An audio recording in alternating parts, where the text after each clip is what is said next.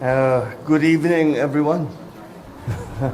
I'm sure you know the subject matter of our little meeting today, this evening.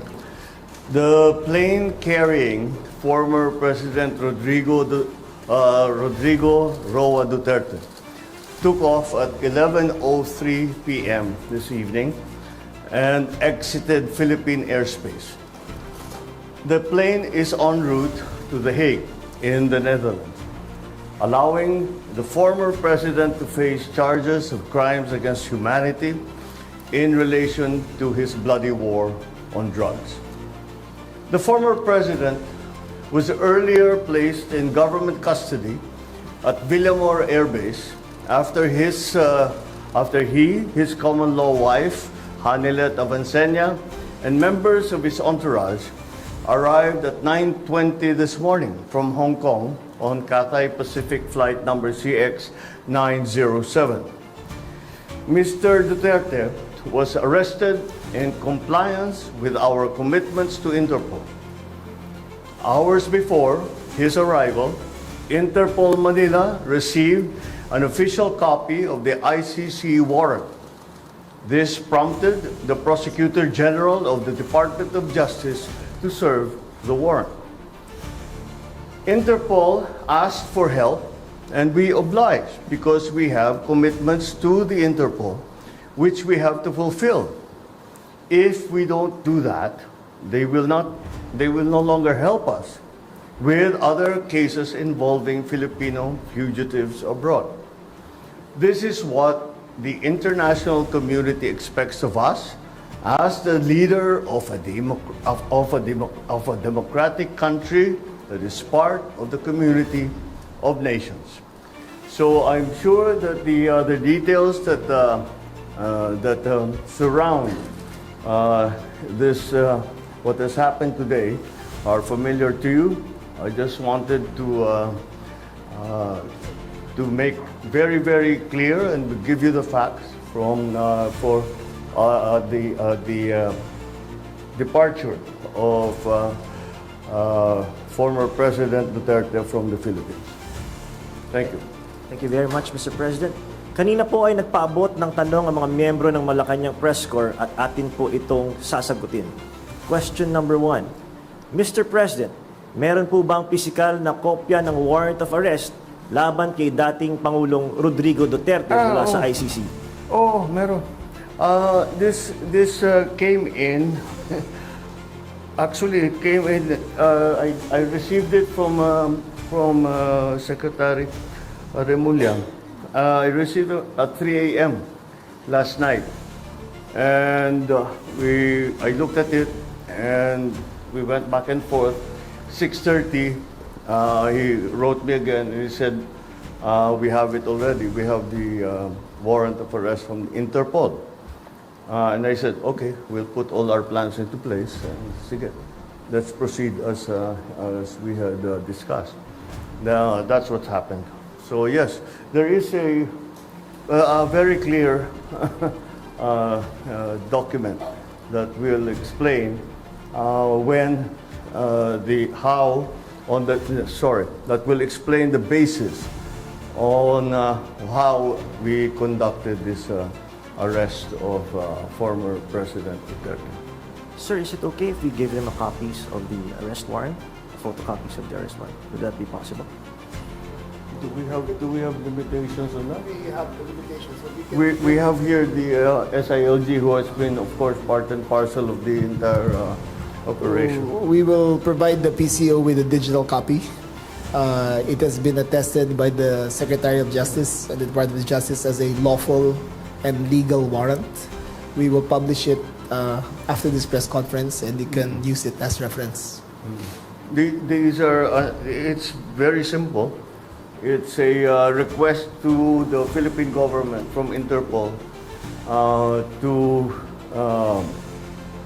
enforce the arrest warrant.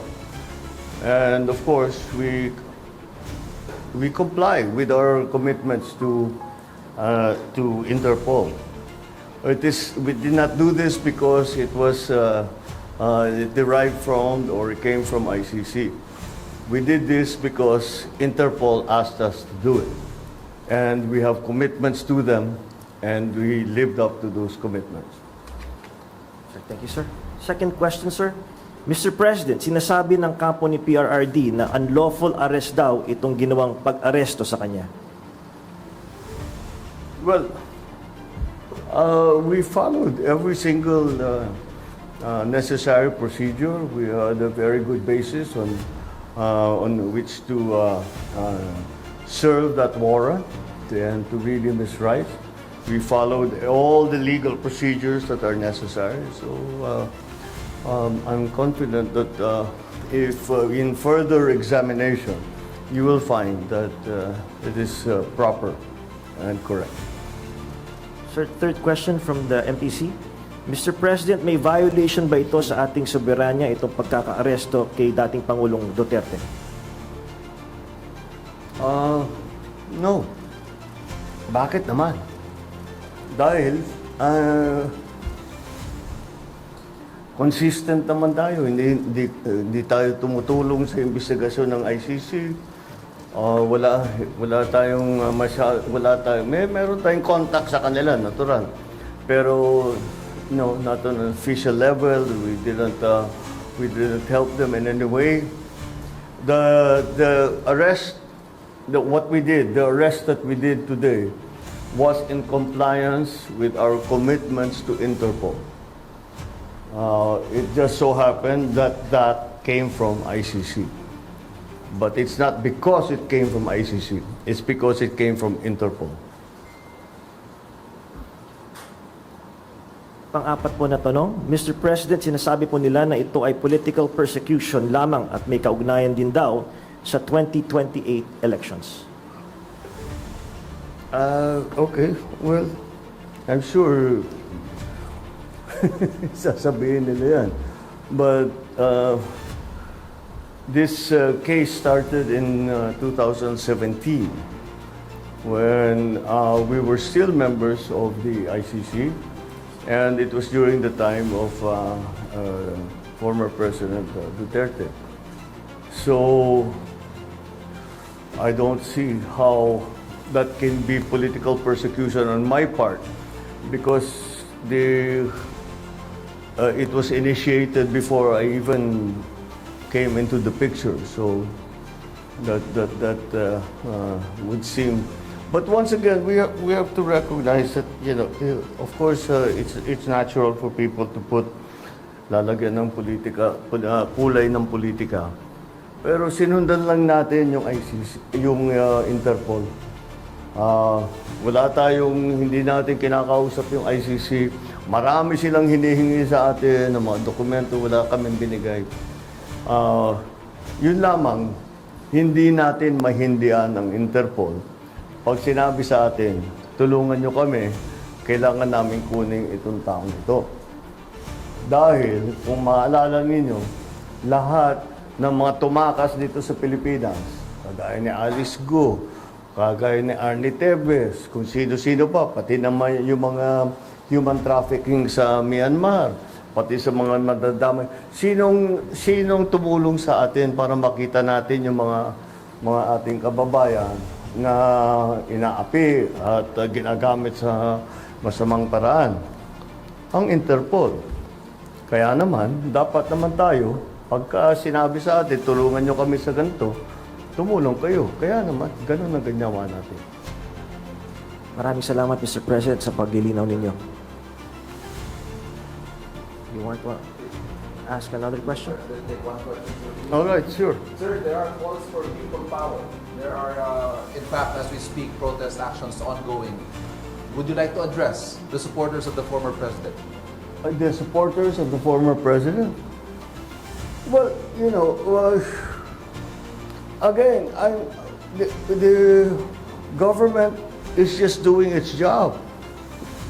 Wala namang, it's not because it's one person or another that we do the things that we do.